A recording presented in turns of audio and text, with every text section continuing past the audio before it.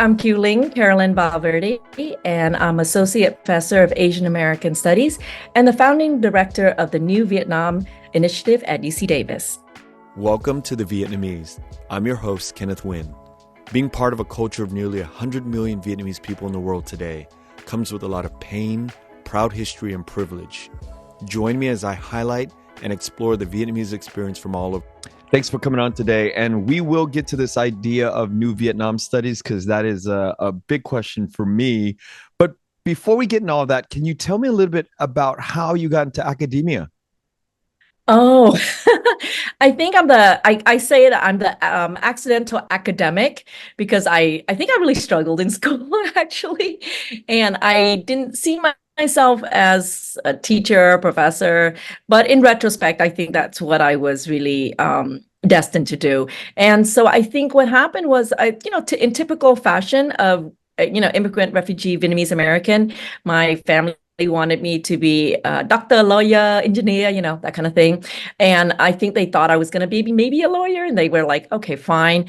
But once I got onto campus, I was really bitten by the bug of ethnic studies and really, seeing that, wow, there's so much to learn and write about my own community. And I really think it started even in high school when I did projects and all I wanted to do was interview people and ask them about their experience and even answer questions I had, which is why were some of my smartest friends in this thing called new wave gangs, and those little things, and then why are the Amerasians treated differently, and why do they think I'm Amerasian, and that kind of stuff. So a lot of questions around that, and or why do they call me, kind of like she's the American one, and then in the context of Vietnam, like, người mất gốc or something like that, why was I given these names? And so just more curious than anything. And with that curiosity, I think led me to, again, ethnic studies programs, where there were, a lot of history around Asian Americans, but how they looked at our community was very strange. It was so new still. I'm a pre-75er, so some of the first groups to go to university as young people, like the 1.5 gen, and so I was kind of shocked by the ways in which they were talking about the community, politically speaking. And then when I got into deeper, I realized, wow, our community has a very specific political point of view, and is not shared by, the mainstream Americans or mainstream Americans, or, and then I'm like, wow, there's just so many different diverse points of view. And that I was really interested in writing that history, writing that experience. I think all of us as young people, living whatever we're living, we're interested in writing about that. And then it just always takes like a decade or two before the book comes out.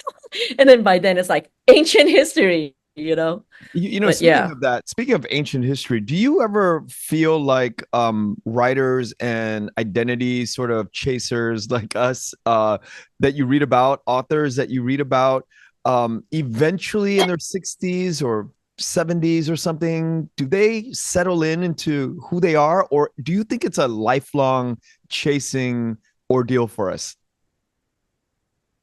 Whoa. I think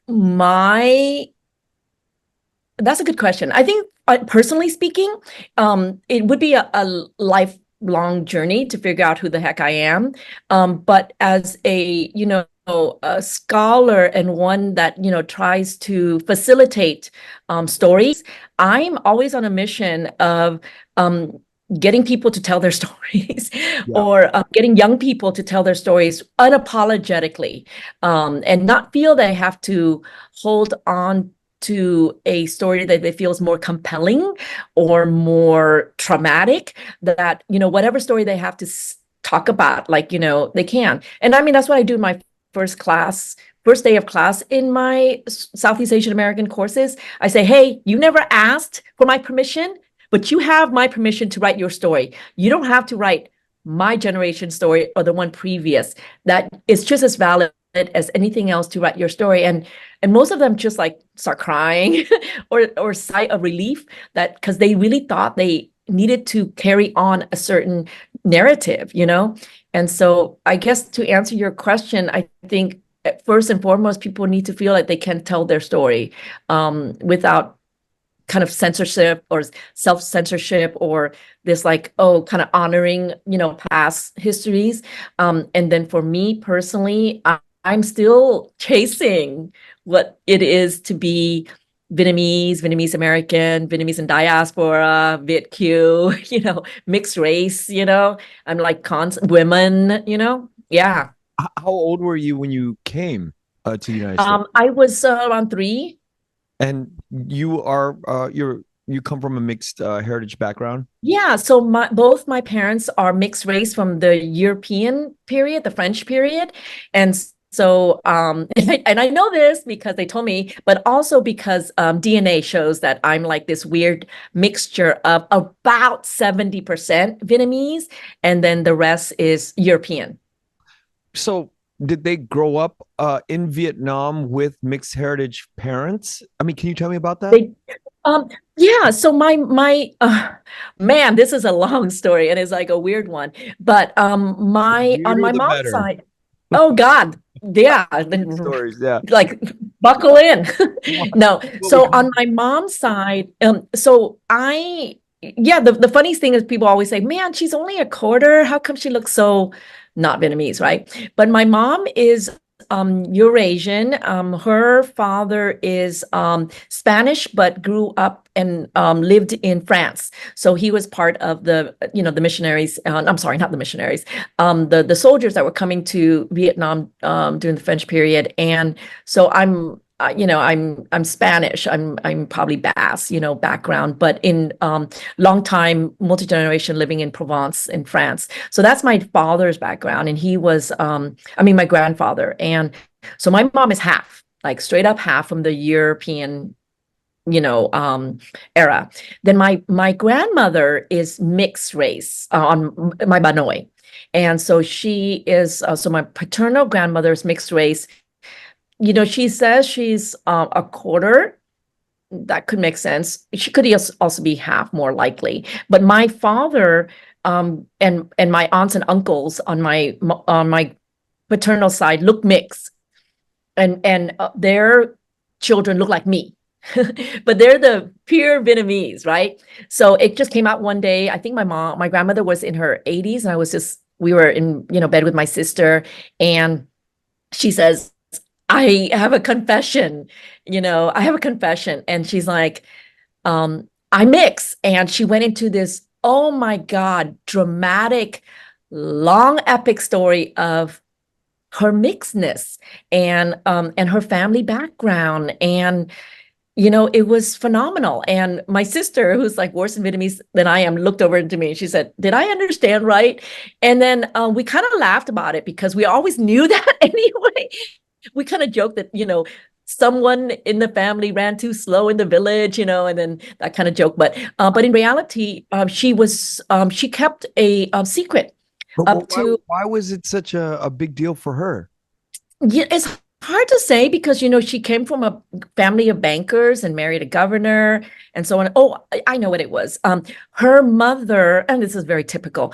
Her mother was married to her father, who, and he was, you know, banker and mixed race, and had another life and had another family. And so she was devastated. So she ran back to her village, and in her village, she remarried and all that. And so she took my grandmother, like, you know, just took her away. And it wasn't until they moved back to Hanoi that the family was like, we've been looking for you, you know, since you were taken away.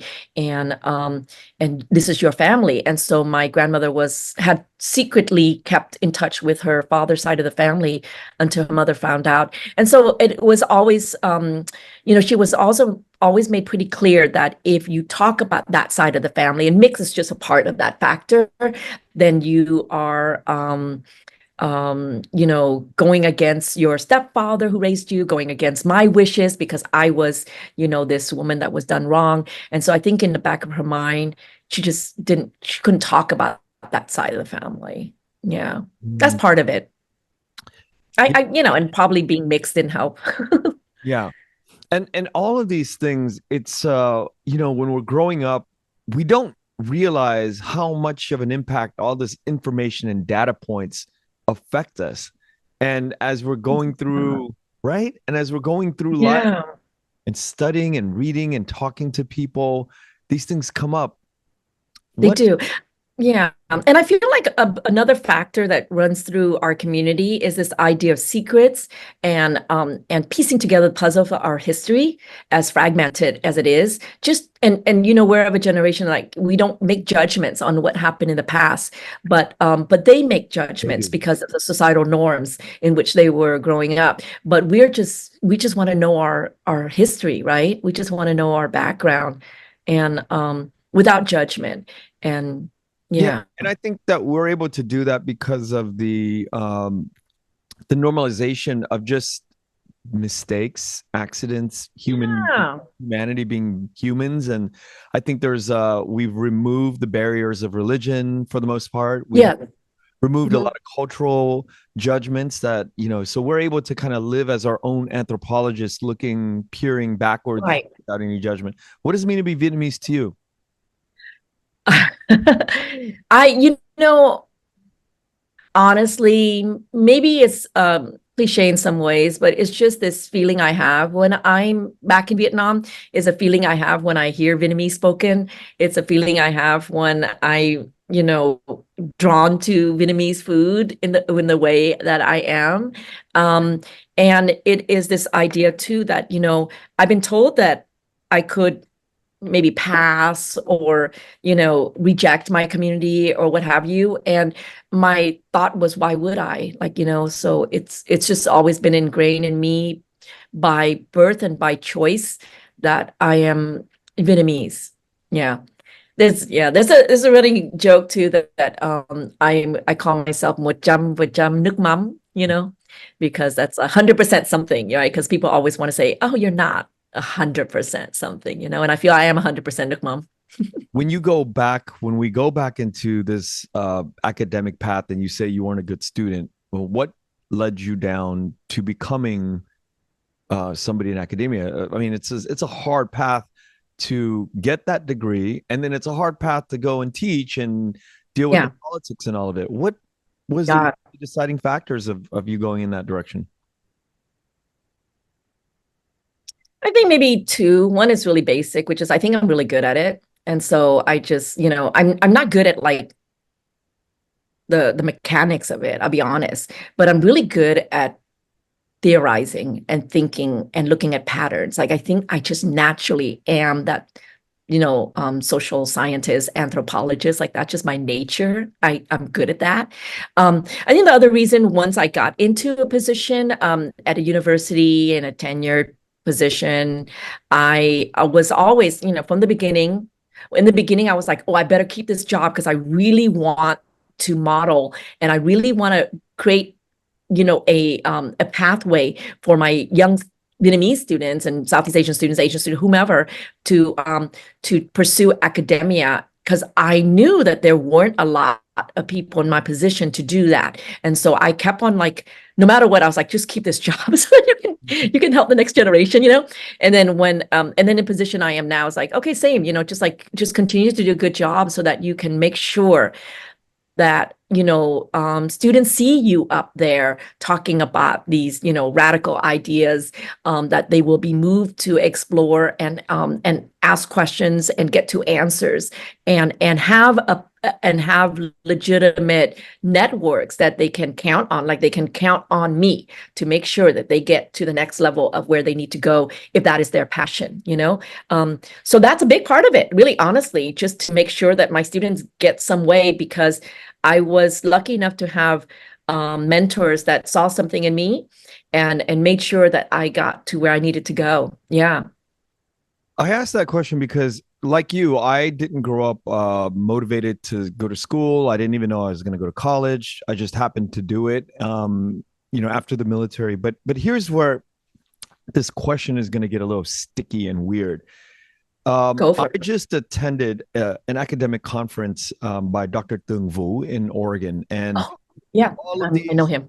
yeah, all these academics got together, and And it was really a mystery to me how some of these academics came from bigger institutions, and then some came from smaller state institutions like San Francisco State or Notre Dame, or bigger universities back east. And what drives my questions all the time, especially when I talk to somebody like you, is it's so damn hard to get a professor gig, right? And it's so difficult to land in these different pockets. But some of the conversations I had with these academics were like, they were recruited to go to these big universities. And then some at the state level were fighting tooth and nail to get this position. I'm confused. What does it take to get hired in academia? What separates the people who are like being recruited at Columbia, Cornell, to go to those institutions to teach versus the ones that are like at Cal State LA, San Francisco State, and really trying to fight for their tenure or trying to get a position? You're at UC Davis. How was it? Yeah, what does Yeah, it all mean? I think there were different camps, even when I was going to school. And I still feel that they remain the same. There are those who are just like tracked towards like the Ivy Leagues. They're of a certain, I guess, social station.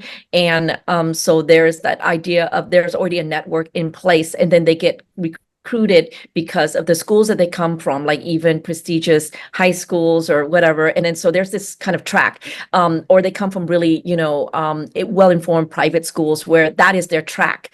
And so there is already in place where they need to go. Then there's the rest of us, honestly, that that didn't have that, and we're not even smart about it because, for example, in retrospect, if I had just told my story in my high school application and applied for a Yale or a Harvard, I would have gotten in. Wow. But it's because we grew up in an ethnic community where everyone experienced that, and so we don't even think to make that as a story, or that we think, oh no, but that's something we got over, like we went beyond that refugee experience, and now we don't want to talk about that because we're like just like you. That's a huge mistake because most people don't have a refugee experience. Most people didn't have to go, live in sort of poverty or be displaced, or have to learn about language, or have to negotiate, language for their parents, and or come from, sort of very poorly resourced schools in urban squalor. Like that's not the norm, but it's the norm for us. So then we don't even think to do that. So then I would say that, if you are on that path, if you are of a certain, socioeconomic, station, then, and that includes like writers, why do writers get book contracts and others don't? It's because you are in a circle where you're having dinners with publishers, or you're having dinners with parents of publishers, and so then you just happen to pitch, oh, I just want to write a random story, and they're like, well, why don't you send us something? Well, there are those who are writing every day, have amazing stories, and they don't know how to get their work published because they're not a part of this sort of network. So I would say that's one part of it. In terms of how I got there, I think because I had no sense of how to play the game, so I did this like other weird thing. And for my school at that time, that weird thing was what they wanted. That was like, for example, I mentioned that when I was in school, I was even told by top scholars to do refugee studies, or to do, look at the community, the way it is in their, assimilation process. And I was already traveling to Vietnam since '93. And I could have even gone there earlier, actually, for various projects. And so what I observed was something very different. I observed transnational linkages. And I observed very early on that they were saying, hey, this whole cottage industry, or this whole, set of, funding is coming from the overseas population. They're sustaining Vietnam, which was made a political economic pariah by the US. So they were, they had an embargo on them. So they were not doing well. So how did they sustain themselves? Frankly, it was through the overseas remittances, for example, right? So I was learning about that. And I was learning about, oh, Paris by Night videos getting, bootlegged into the country, and people were watching that and mimicking some of those things and so on and so forth. And so I was like, whoa, there are these, transnational connections. And I went against area studies, which was like very much looking at sexual practices or village life or whatever. And I was going against Asian American studies at the time, which was very nation bound. Like, what are we as Asian Americans? What is our piece of the American pie? And I went, like, I bucked those two schools to meld them into this work on transnationalism. So when I went for my job, I was just this crazy outlier that was talking about this newfangled thing called transnationalism.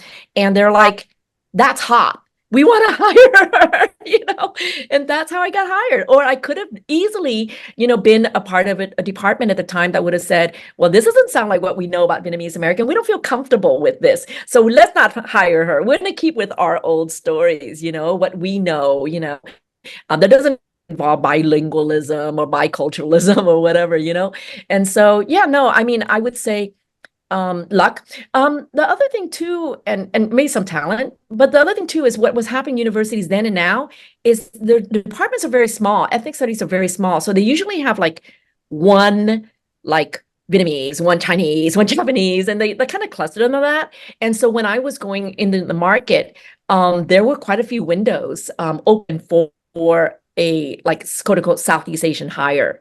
And so I think I was able to get into one of those windows. And it's fortunate if you open up and have more hires in these ethnic, categories. But otherwise, someone has that job and they're there for 20 plus years, and then people are very talented scholars are out and about, working as lecturers or adjuncts and not able to get into the position. They're no more or less talented than I am, or well-trained than I am. I will say that.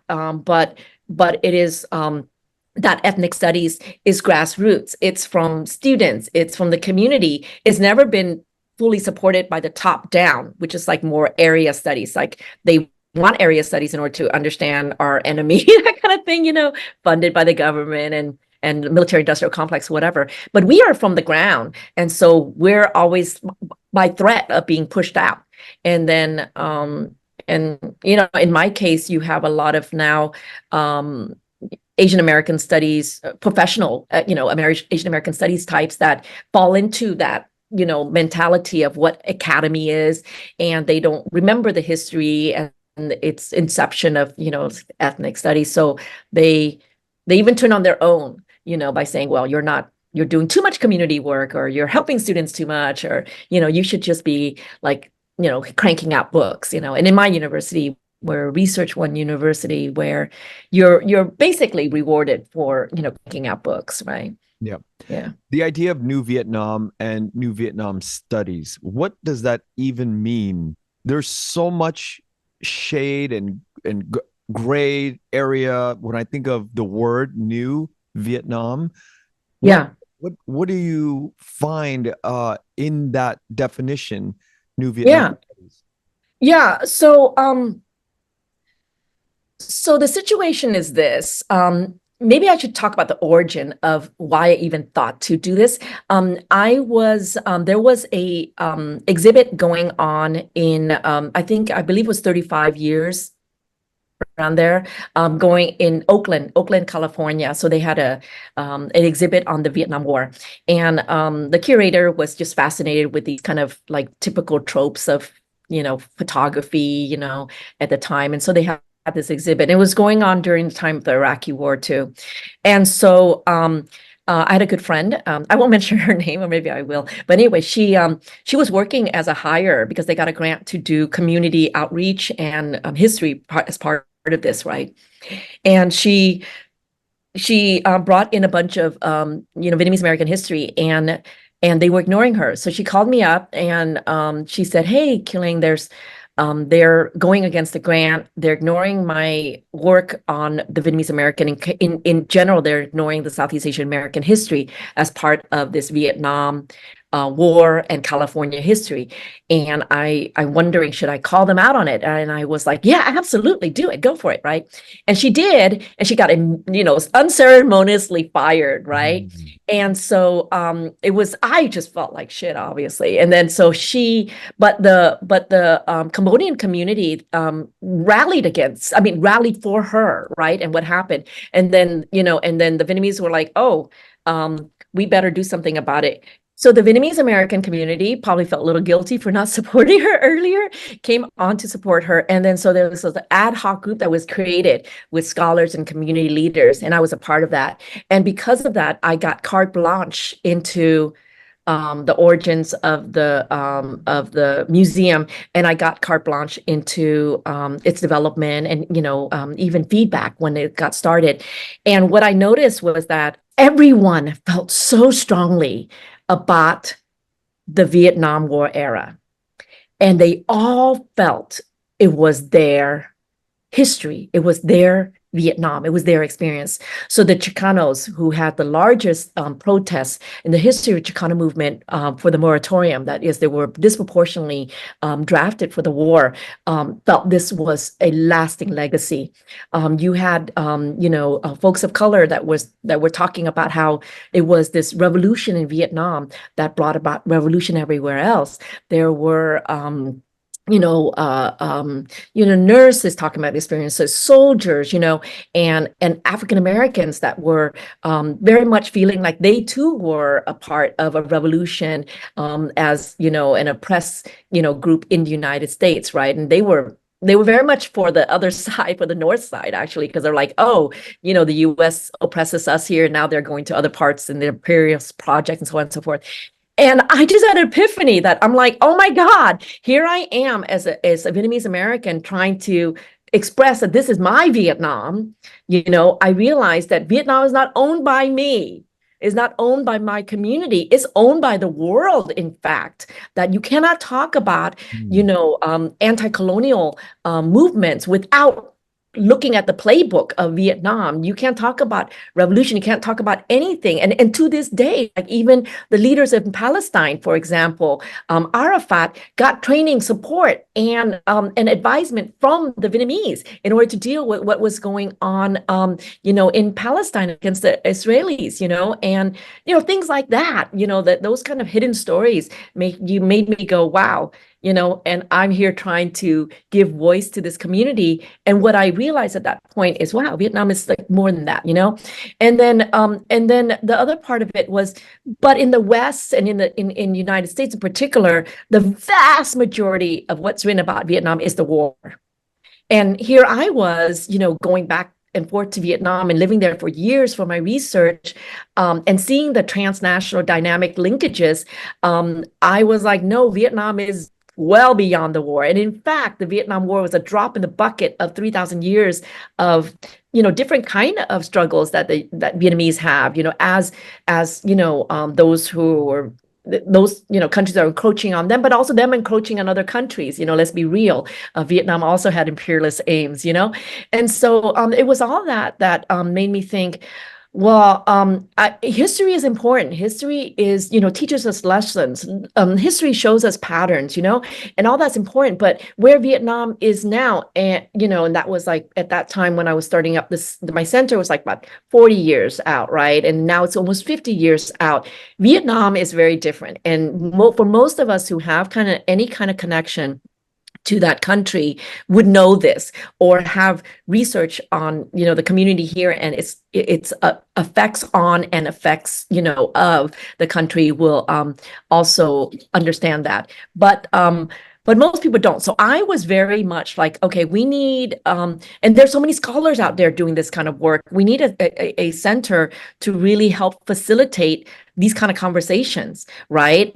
Let the people know wherever they are in the world that there is this new Vietnam, right? New being, so new is like where it is now and moving towards the future. And maybe old would be the old narratives of Vietnam as, limiting, connected to only a period in time, a small period in time that we call Vietnam War era. Yeah. Got it. Got it. And so it just sounds like a very broad definition of anything after 75. Um, Really, I we just focus on, whatever issues are affecting the youth now. And the youth, I kind of like 40 and under, I know that's a very old youth, but it's a younger population of what is important to this group, and then we have programming and research and whatever else to really address that, like for example, looking at, say, Silicon Valley, who were the Vietnamese that were involved in the making, the beginnings of the Silicon Valley, and then how are those, and I mean, it's really intricate. A lot of my work goes deep into, like, how did internet get started in Vietnam? Well, it started out with, connections with those in Australia and United States in the Silicon Valley that helped individuals in Vietnam get trained in what was happening in terms of internet, and going to places like UC Berkeley, and then going back to Vietnam and starting up internet there. Like, people don't know this history, this very transnational, deep under the radar of, say, anti-communist protesters, etc. history that has now made, where Vietnam is, and now it has like campuses of, internet and so on and so forth. So that was one of our international symposiums, or and looking at ways in which, where investments goes and things like that, or even looking at a topic that is entrenched in Vietnam War era, like Agent Orange, but showing that there's a documentary that is nominated for Academy that is looking at the efficacy and the agency of those who are truly afflicted from Agent Orange, looking at the cleanup, looking at the societal issues that families face that have long-standing, issues with, those who've been afflicted with Agent Orange. So it's in our lands, it's in our ecosystem, right? And you're probably aware of that, where, the birds and the fish and where we grow, it's all, there. And scientists say there's no end to that. We don't know when it can really truly be out of our lands. So what that means is, it's part of our DNA, that, women fear taking ultrasounds because they do not want a child who has, Agent Orange, symptoms, right? And I go to the hospitals and I see children being born on a daily basis with severe deformities due to Agent Orange. So, we look at it from the film, art part of it, from the scientific part of it, from the social part of it, and who are still, looking at these issues and bring it to the forefront. So, we take a look at various things, and I think one of the most important ones we looked at recently was on South China Sea, and that's where they were building, basically Cold War on sea, where they had the Russians and the British and the Americans and the Chinese in particular, all kind of converging into South China Sea, which has the world's second largest oil reserves offshore, the most traffic trade route, and most fishery. And so it is the reason why Vietnam historically, since ancient time, has been important and was important for Americans and others during the war, is because of the resources there. Like, that's what it is, And so it continues to be very important. So the Filipinos and the Vietnamese and the Chinese are, kind of, fighting over that area. So we had during COVID, we had 3 workshops that looked at online, that looked at this issue, and we had thousands and, 10,000s of viewers across, the seas, because this is really affecting Vietnamese sovereignty, not to mention Filipino, but also, China's, air, land, sea, mandates, trying to take over much of this area, because it is about, for them, control of trade routes, right? Because they want to control that. When I think about all the conflicts that are happening within our Vietnamese sort of diaspora overseas in Vietnam, or, all the little enclaves that are Vietnamese related, you start to analyze and think about all these things, and sometimes they're not even related. It's weird. And what I mean by that is this, like this whole idea of reconciliation, right? That was brought up in this year. I went to a few events and, the word was brought up. And in some cases, the Vietnamese government and the Canadian government have been working with each other alongside each other since the 90s to bring capitalism into their economy. Or you start to, research Fulbright University in Vietnam right now, and they're thinking with the Vietnamese government is about academic freedom. But on the flip side, you have like all of these people who are waving, the three-stripe flag here in the United States. And it's like ships in the night, missing each other. Everything's like all over the place with just weird paths to me. They're just strange. Some are in direct conflict and some are not. Some are kind of fantastic fantasy like in their mind when you think about the older generation. Oh, I mean, I will say there's two thoughts on this, okay? Yeah. And they're very different. I would say,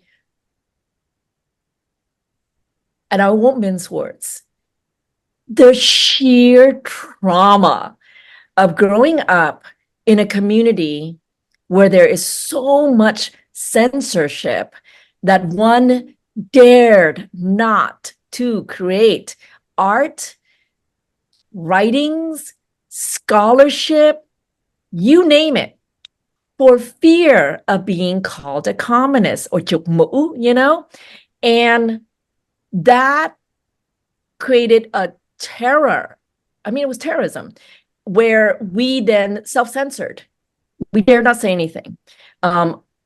Because your house could be burned down, people can be killed, you can be ostracized from the community. I'm not going to mince any words. It was severe. And then you think about the relationship of that sort of ethos, right? I mean, that's the exact same thing that we ran from, and it's inside of our DNA to behave.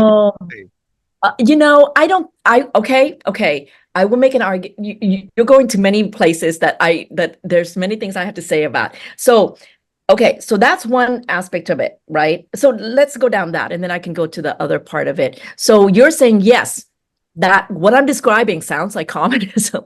And I've had that happen. I was a Joyner scholar, a Luce Foundation scholar in Boston.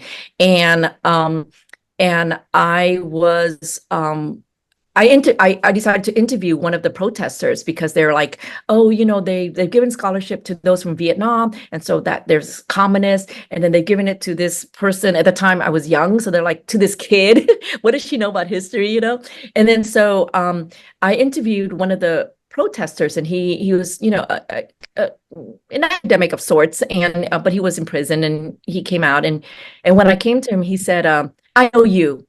I know your history. And he started to list off, my biography, and it was bogus. Okay.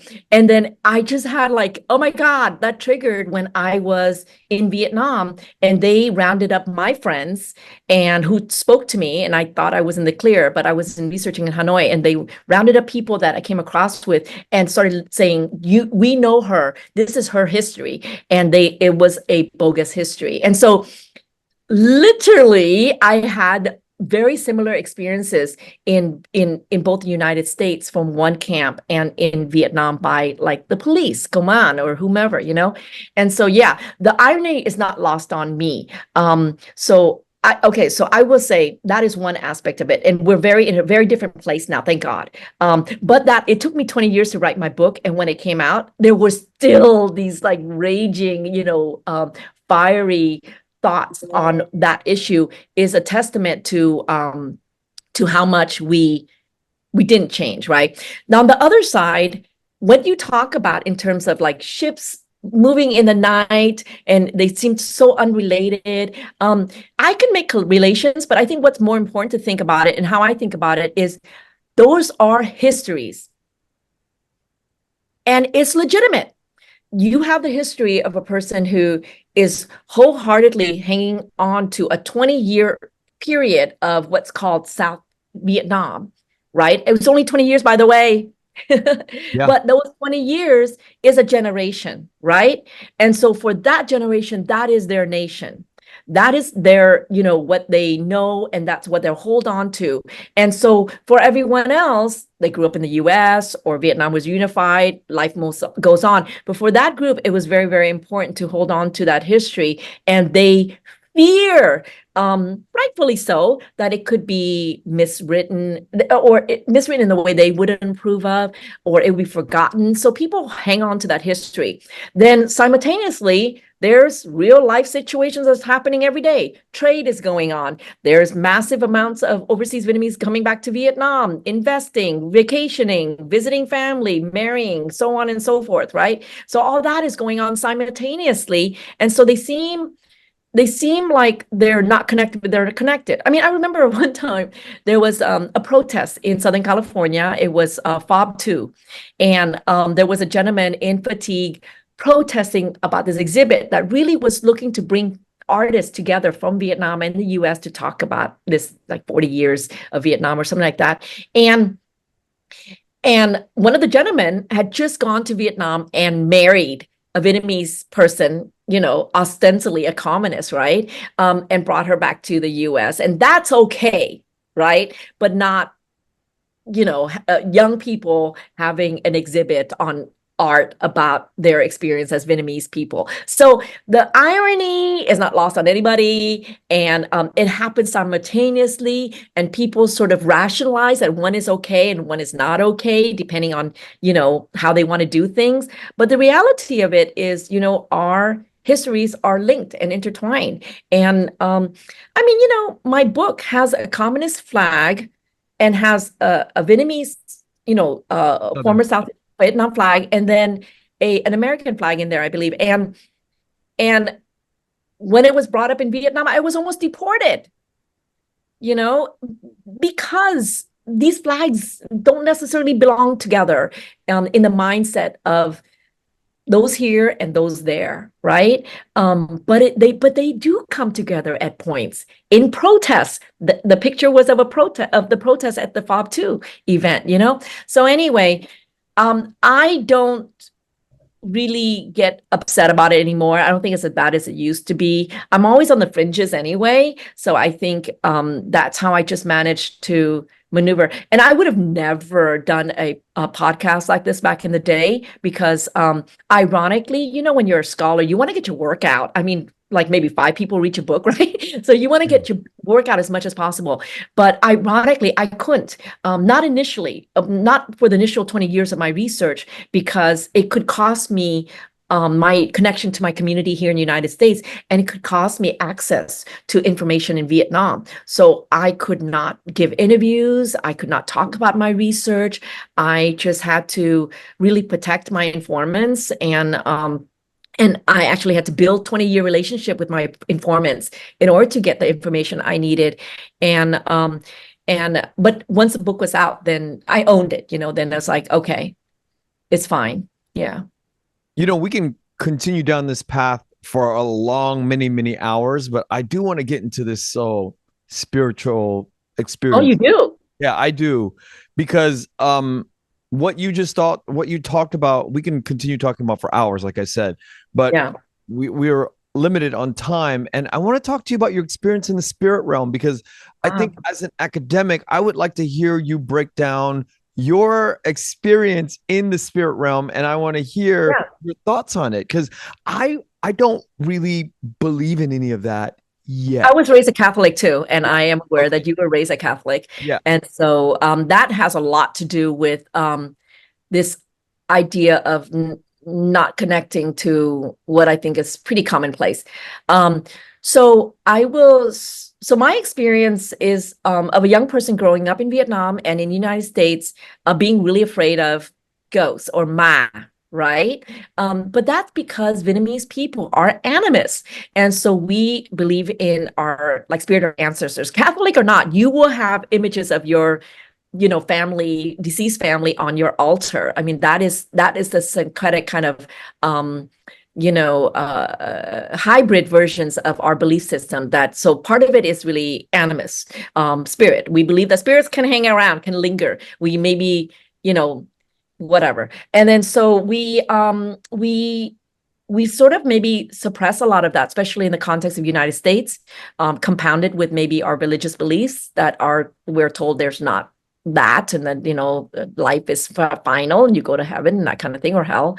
And so I just put it in the background for the longest time. And it wasn't until I had my near-death experience where I guess I went to the other side. And so those a lot with the, NDEs will tell you the same thing, which is, if they don't experience a certain understanding where they are, they definitely come with it when they leave. So with me is I had a harrowing journey in afterlife, and then I fought for what I thought to be 600 years or something like that, to come back into this plane. And then as an academic, I was confused. I was like, what was that? And then, but when I reached the recesses of my mind, I remembered that I had already known this was going to happen. And so then I started trying to research on what that was. And that's when I, went down, looking at, quantum physics and looking at, other explanations to try to understand what happened. And I started teaching courses, scientifically speaking, on the spirit realm. And most of my students were pre-med students that were trying to understand, some of their communities and all that too. And then so I realized, and that was 10 years ago. So then now it's all caught up, this idea of indigenous wisdom, this idea of our culture, and this idea of healing properties and powers.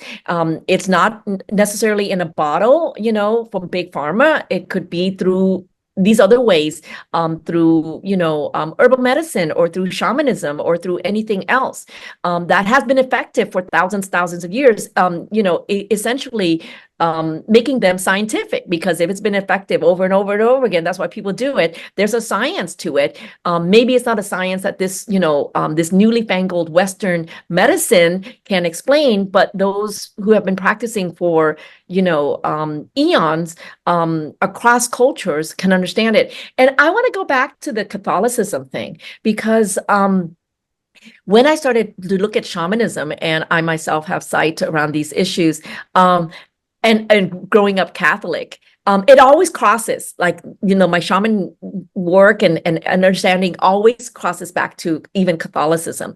And so one of the things I realize is that actually in a lot of these religions, they're very similar. They come from very similar sources and very similar understanding. And it's written somewhere in this way. Like, for example, in shamanism, how you become a shaman is often through a very traumatic experience. You often get very sick. It's sometimes even near-death experience, or you've been, brutalized in horrible ways, and then you're like, hanging by a thread, and then you come back and have these powers, and their powers often to heal, and you can heal your village, or you can heal people, so on and so forth. And so that's in shamanism. Where in Catholicism is very similar. We hear these stories, and so the Vatican starts investigating, and they investigate those who have these miraculous abilities, and they make them into saints, right? So very similar. Or in like shamanistic work, for example, you might say, okay, I'm feeling out of sorts, I'm not myself, and they might, in the West, they'll take you to a psychiatrist or a therapist, and then they, give you, institutionalize you or give you medicine, whatever. But in a place like Vietnam, they'll say, like, you go to a shaman, and they'll exorcise you, right? Because there was a demon in you, or those kinds of things. And so they explain it that way, and you could be like cured of this, right? And so in Catholicism, it's the same thing. You have someone that's behaving wrong or what have you, they send somebody from the church to come and exorcise you, but somehow that's okay. And shamanism and these indigenous beliefs is weird, backwards, primitive, and you know what I mean? So my work really is about finding points where they're very similar. They're saying the same stories. They're talking about, ultimately, if we look at, say, Jesus Christ and Buddha and others, their message is love. Their message is to, be kind, to be, forgiving and gracious, and to know that the great power from a God is love. And so those who are practicing in the most devout ways are one that preach kindness, that preach about giving, that preach about understanding, and so on and so forth. And those messages are across, many, many different belief systems, and so it's this idea of we're always looking to find differentness. And my work is always looking to find sameness. And that's true, even my work with the university, and how it's a very divide and conquer tactic, in pitting ethnic groups against ethnic groups. And then the ultimate culprit is this white male figure, and my argument all along is it's, engineered. The differences is engineered, who's on the top and who's on the bottom. And so when we understand that it is socially engineered in order to extract resources from us and keep us in, a state of, in a sense, indentured, servitude to our jobs, to our debt, to our, what we perceive as success and not success. If they can keep those things going, then and say that it's the other person's fault because of XYZ, then we're fighting amongst ourselves. Versus, those who actually have power, which is not the 3% or 0.01%, but it's 0.00001%, that really set up a system that just serves to divide us and doesn't allow us to really understand who we are, where we come from, and the powers that we have within us. Yeah. Now, can you tell me a little bit about that near-death experience? And you said you went to the other side. Yeah, I mean, it was, I was fighting for tenure in my university and, under a lot of stress, lack of sleep. I was pregnant at the time, and I I lost my child at home at 6 months, and I was brought to the hospital, and I went into cardiac arrest and lost my blood and pronounced dead. No oxygen to my brain for 90 minutes as they tried to resuscitate me. They kept me on every life support system you could imagine, with emergency surgeries to boot. And they said even if I recover, I would be, at best, 60%. They thought I was going to be institutionalized for the rest of my life, and then I miraculously came back. And everyone just looked at each other like, what? And then they wrote articles about this miraculous coming back and how that could have even happened. And yeah, that's the sort of the technical part of it that I learned later, because for me it was all very spiritual. I was just on the other side fighting demons and and looking at the futures and seeing how I could come back in my space and in my body, really. I think I could have come back in any form, a spirit, another body, whatever, but I was really intent on coming back to my body because I had young children, a 1-year-old and a 3-year-old at the time. So it was really important that I was back to guide them, in this form. And so, yeah, that was my experience. And then subsequently, I just, I'm in ceremony where I am able to gather information from different realms, if you will. Okay. So when I have guests on and they say I am in ceremony, it typically, sometimes, not all the time, but refers back to ayahuasca. No. Okay. So that's I think that's a perfectly good way. And I think any kind of, herbal, medicine that's been, I mean, because they're when you work with a shaman, the shaman is trying to find you medicine, and that's perfectly good. In my case, my medicine, if you will, is music and movement. And so it just, I just happen to know through It's just like having a conversation with someone, and through those messages from the other side, I'm able to, understand that music and dance are the portal to the spirit realm. And so I go in ceremony that way. A ceremony for me is just meditation, just sitting down and closing my eyes. I talked to Dr. Tung Vu, and we had this I had a question about the French and the missionaries bringing Catholicism in, and we're losing, so much of our practices, perhaps our spiritual practices that Yes. we as Vietnamese people had with the animus, with all of these things that we had for probably hundreds of years that we developed as indigenous people of that land, right? And Mhm. he said it wasn't such a bad thing. He goes, give him a little bit more credit, and I think he comes from, and my mother Mhm. really come from this pro-Catholic background, but I come from a different place. I come from a place of believing that all people on earth should be about love, and we should not talk about organized religion if we can't even practice the most important thing, which is loving each other, right? And it Absolutely. just goes down to that fundamental belief, and Oh, it is. it's just so fundamental to me. And Oh, all it is. highfalutin, because I grew up in the Catholic Church, so I can talk about Yeah. it's so much Same. Yeah. ranking, it's so much like order, and it's just so much. But I really, at the end of the day, believe Jesus Christ was all about just giving the other cheek. Once you get hit on one side, you give the other. It's just Oh, the I mean, ultimate prophet. yeah, amazing, Jesus Christ. I mean, see, the thing is, I don't believe in also once you have this enlightenment that that it is about love, that you reject a religion or reject, a prophet. I think that, I think I'm about understanding that, those who've been enlightened, have been given message, have been able to connect to the universe in this amazing way and try to tell us the ways of this. And so they map out, they map out through some of the first writings in the Bible, or they map out through scriptures, or they map out through art. They map out how we can access information, and that's all that is. And the information ultimately is reminding us of who we are, reminding of us who we are, reminding why we're here. When people understand that we choose to be here, we choose to have these lessons, and we will come back to this oneness, then people chill out a little bit more. I think people fear death. People have just too many fears, and people,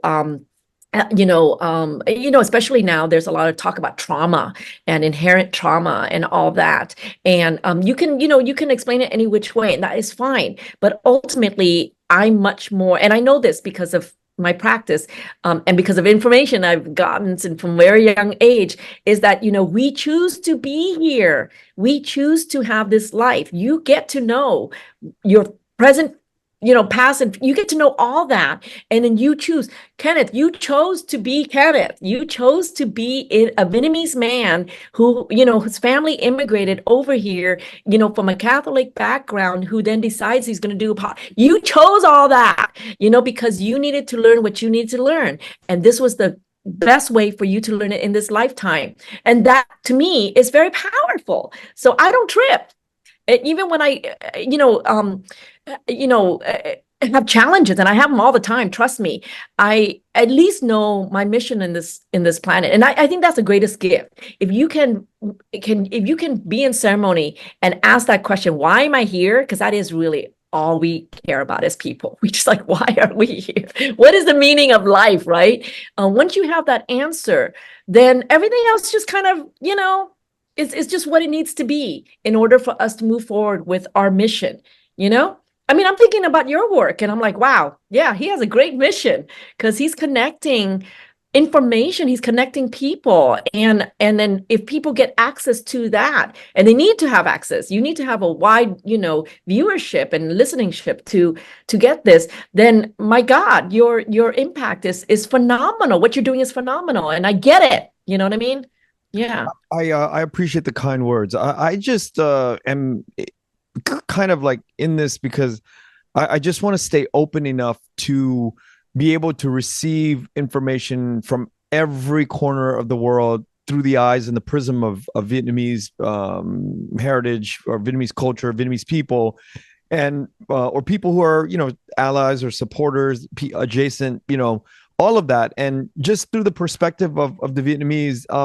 But I do know that whether I'm Vietnamese or Palestinian, we're living parallel lives all throughout the history of mankind. If Yeah. you took the Palestinian refugee that's suffering right now, that was, whether that was in the North Vietnam or South Vietnam, we were all struggling and going through pain, Yeah. 55, 60 years ago, all the way up until, 20, 30 years ago, as Vietnam's history. And it's all like stratas and different points. Afghanistan, Ukraine, all of these sufferings are still continuing to this day. And I just feel like Vietnamese is just one way of kind of expressing these historical markers in our people, but we're living parallel lives with these other refugee communities throughout the world. But the idea is too that we are evolving. I Yes. mean, it seems like we're not. And it seems like history repeats itself a lot. But at the same time, moments like the pandemic, there are those who got really important lessons through that changed their life completely, that would have been stuck and not been able to go through what they need to go through, So even these moments, I think, allows us to um, find a different way to get to You're answers. right. I think you're absolutely right. I wanted to do the podcast 10 years ago, but Mm, because of the pandemic, it mhm. allowed me to buckle in and really, Yeah, I'm doing this. And the yeah, other strange thing is, because I've done the podcast, it's allowed me to do some other things now that I didn't see. It gave me skill sets to do something else that I did not see coming in my yeah, life. yeah, And I think that life is just a sort of a series of these things, and then you yeah. get sort of to a place of clarity, and then you die, you pass on and move to the next stage. Yeah, and that's okay too. I mean, it's just, because death will come and you're dying when you're supposed to die. But in the meantime, if you have something you want to accomplish in that time, then you try to do it. And if you don't get it this time, you'll get it next time. It's fine. It's all, it's all as it should be, it's all as it should be. And I get, and I often ask, hey, shouldn't I be moving along in these ways and that ways? And I always get the answer from spiritualists, and this is an important one, you'll get it too, is you're where you need to be when you need to be. It's just, this is the right time for all that is to be. So it's not that you needed to do that 10 years ago. 10 years ago was not right. Hmm. You did the podcast when you needed to do the podcast. And yes, the catalyst was, COVID, and COVID is a catalyst for many things.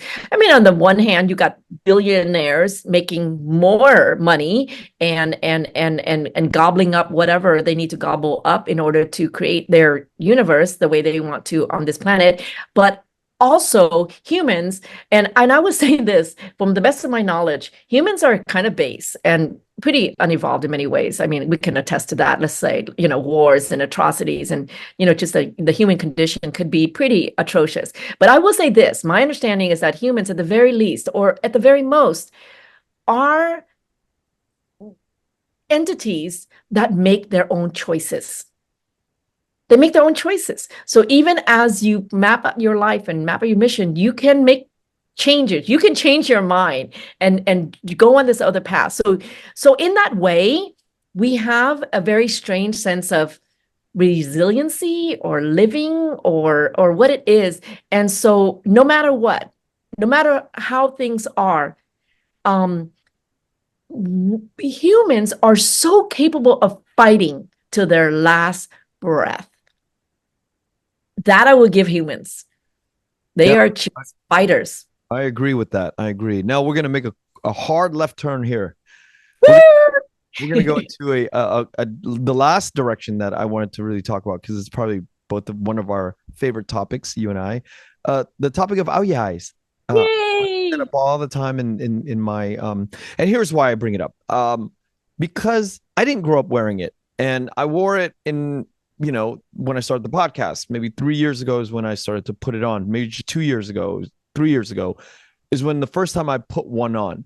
Mhm. And sometimes I feel comfortable and sometimes I feel uncomfortable. Um, Mhm. and I realize feeling comfortable is really just a state of mind, but I have to still examine the reasons why I feel uncomfortable. Mm. You're the perfect person to kind of have this dialogue with, is because I feel like, am I appropriating something that doesn't belong to me? Of course it belongs to me. My mother was an ao dai Please. maker, right? My Yeah. mother was making ao dais way before I was born. Mhm. I am that by birth. It should be allowed to wear it wherever. However, in the context of what I do in the world today, I am an Mhm. American. I was born in America, but I am using this garment to perhaps appropriate it for my own sort of cultural benefits. That's the Okay. feeling I get. I think I think you have been a part of a very effective colonial brainwashing. That's the best way I can put it. Now, I say this because my students I teach a course, it's fashionology, so social political impact of fashion. We talk about Alzai and everything else in there. And I often will have students that say, I can't wear the, say, kipao or hanbok or whatever their national dress is because it makes me, as you say, feel uncomfortable for a variety of reasons. Or it makes them look weird or whatever, but maybe they don't mind a Madonna or Selena or whomever wearing it or Janet Jackson or whomever, that is quote unquote appropriating these things because that's where visually they see it and people are confident about it and they just wear it with no holds bar or whatever. And they themselves are so uncomfortable around even thinking about that.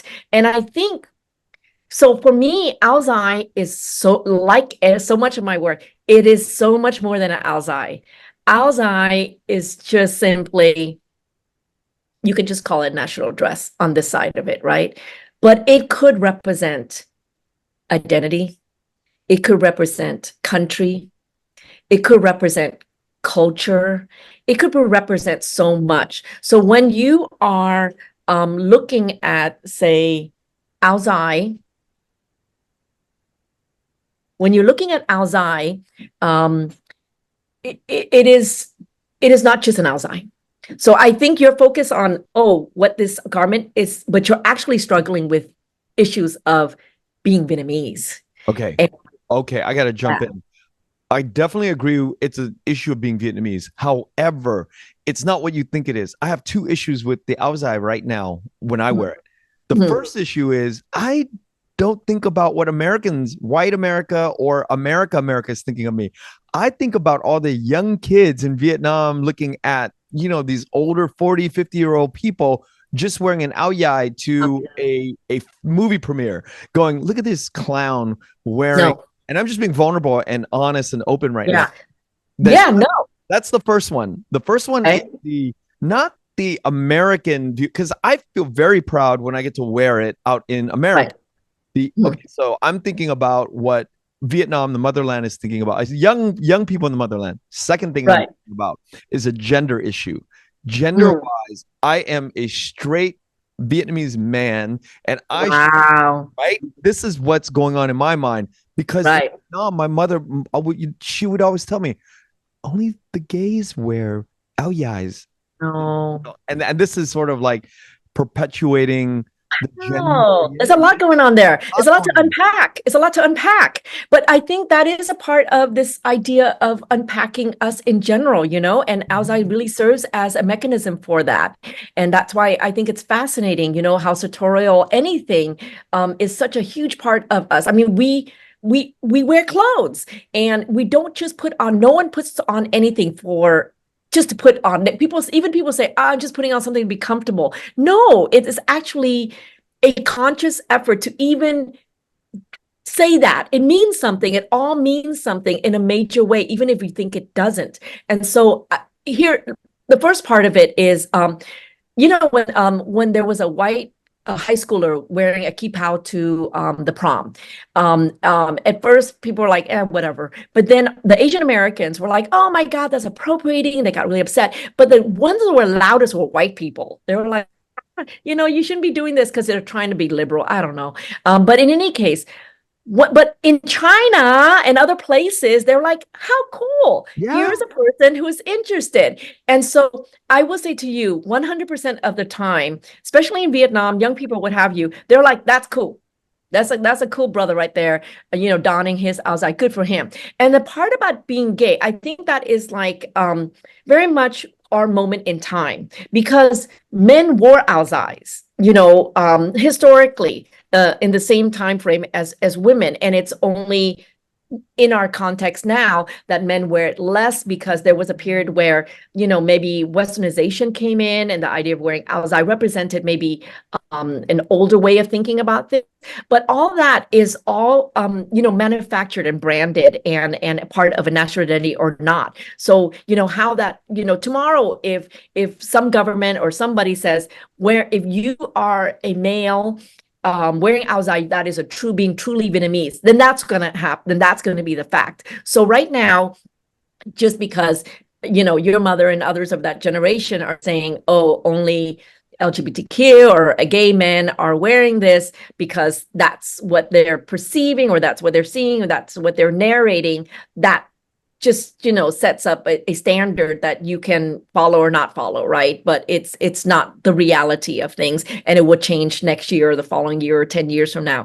It doesn't matter. But moreover, what I do, and I would encourage you to do the same, is like have that, fuck it attitude. Like I'm fucking, Kenneth Nguyen, and I'm wearing this fucking outside, and I'm gonna be the standard here, or I'm gonna be leading this way, and other people are gonna be like secretly go, oh, that's cool, and then they start wearing it, and that's how it happens. Because if I mean, I get it, and I think it's just, I think at your age to have this fear, I think it's more of the struggle with everything. It's really beyond the outside. Masculinity, for sure. It's everything. This idea of masculine identity for a 48-year-old Vietnamese man born in America, it's a lifelong journey to unpack this shit. It's Wow. When it comes to maybe as I could, help you, do this, because once you wear that, and I think that's what people say about the outside, they say once they don it, there's something that comes over them, and it could be different for you. It could be a set of questions and, maybe insecurities that you're, unpacking. For other people, they're like, oh, I feel like I'm Vietnamese. Or maybe for, for the queer community, wearing an ao dai and wearing a feminine ao dai, for them is about being truly themselves, and maybe they see themselves as a feminized version of a Vietnamese person. You know what I mean? Yeah, it's fun story. This year I had 6 of them made for myself, because I found a way to make them cheap. I found an inexpensive way to make them. Okay. And I went to DC back in September, and I'd been wearing ao dai all year. Many events I go to with my ao dai. And I was in DC. I brought 3 ao dais because I had these multiple events that I had to go to, and I brought 3. Every event that I went to, people came up to me, and my good friends would come up to me. And this one man, he's 60, is one of my best friends in DC, comes up to me, and he's like a super macho guy that we all like, I've known for 20 years. And he says to me, yo, Ken, I don't own an ao dai, but that shit looks dope on you. And he's like this super like martial arts guy. And he asked me, I offered, would you like to have it was a black velvet ao dai. Would you like to have it? Nice. And he said, yes, I would love to have it. Oh, that's beautiful. So he said he would wear it to all like the that festivals. And then so another friend of mine actually asked the same thing, if he can borrow it. And he borrowed it for a gala, and ended up giving so I brought 3, gave 2 in DC. And it is something that that now I'm going to make more this year in 2024. Yeah. I'll make more and wear more. But I just wanted to share my thoughts with you because this is something that we share. This whole idea of áo dài and what it means for different segments of the Vietnamese population. Yeah, I mean, I think it will have different ideas, and that's why I'm so. That's why, I mean, for me, it really was, in many ways, my gateway back to being what I think of being a Vietnamese person. You know, my I wore a few during Văn nghệ, during high school culture show, no, college culture show. And then when I started coming back to Vietnam as in my early 20s, I bought some fabric in Thailand, went to my grandmother's tailor. See, she's like, go to this tailor, she's still there. And I went to the tailor and I got it made. And the tailor was telling me I had to dress it this way and that way, which is so Vietnamese, to tell you how you need to have your áo dài. And then wearing that áo dài and seeing how áo dài had a resurgence back in Vietnam, and just being really proud of the ways in which the áo dài has transformed, led me to my work curating on the áo dài, and I'm working on an exhibit curating the áo dài. And I know one of you had a guest, Mr. Sĩ Hoàng, who I've known for 30 years, and we're working on a project with áo dài. And so I would say that I think when I try to think of one item that to me can speak about Vietnamese culture through like look at Vietnam through the lens of áo dài, but seeing how photographers look at áo dài, musicians look at áo dài, filmmakers look at áo dài, so on and so forth, business people look at áo dài, and so on. It's like there's that really clear, easy connection that one can make about one's relationship to Vietnam and being Vietnamese, and being proud of this one item that is uniquely Vietnamese, even though it has origins from all over the place. But that's part of us, having connections and origins and changes through different regimes. And certain regimes, we weren't even allowed to make áo dài until recently, and then we make áo dài again, and then the Vietnamese here and their áo dài is like pre-75 designs, up to like say 20 years ago, it was pre-70, no, maybe even 15 years ago. You had predominantly pre-1975 designs, which was all in Saigon silk and the mini, with the white palazzo pants. And that's all they knew for years until they started buying áo dài from Vietnam. Then it's like, oh, we can actually have different designs. We can send stuff back to Vietnam. We can, it's like this, you can tell the history of our people through the flows of áo dài, and our reconnection with our culture or Vietnam or being Vietnamese or being Vietnamese American. So yeah, I mean, I'm not surprised that you can have this relationship with the áo dài and pass it on, if you will, quite literally, to people who, yeah, maybe you had assumptions about, and deep down they just wanted connections to the áo dài, and you modeled for them, and they're like, oh yeah, I want to look like Kenneth. You have, I think, an event next year with the áo dài with Anh Sĩ Hoàng, which who came on to the show, and I would like to revisit your conversation with áo dài next year, perhaps reconnect, and we can really just devote a whole episode with you talking about the event for the áo dài. Yeah. Yes, it's the áo dài festival in San Jose, where the city has a day it's called áo dài Day, May 15th. And so, yes, May 15th. So we have annual event that's gone global, if you will, and we have international participants. So I'd love to talk more about that. Let's get into a whole episode of just the áo dài and the history and that perspective. I didn't make the Sĩ Hoàng in Vietnamese, but we should get an English episode sometime around the beginning of May. That sounds maybe even earlier. Because May is when we're having our big event. Okay. So I'm hoping you'll squeeze me in earlier, and then we'll talk more about that. April. Kieu Linh, thank you so much for coming on the podcast today. I thoroughly enjoyed myself, and it was a lot of fun. I enjoyed getting to know you and the work you're doing here. So I'm very honored that you asked me to come and speak on some issues. And likewise, I feel the same way. All right, take care. Thank you. Thank you for listening to The Vietnamese with Kenneth Nguyen. Special thanks to Brittany Tran, to Jane Nguyen, Catherine Nguyen, Tina Pham, Sydney Jamie, and Christo Trin. Please find us on Instagram, Facebook, and TikTok at The Vietnamese Podcast.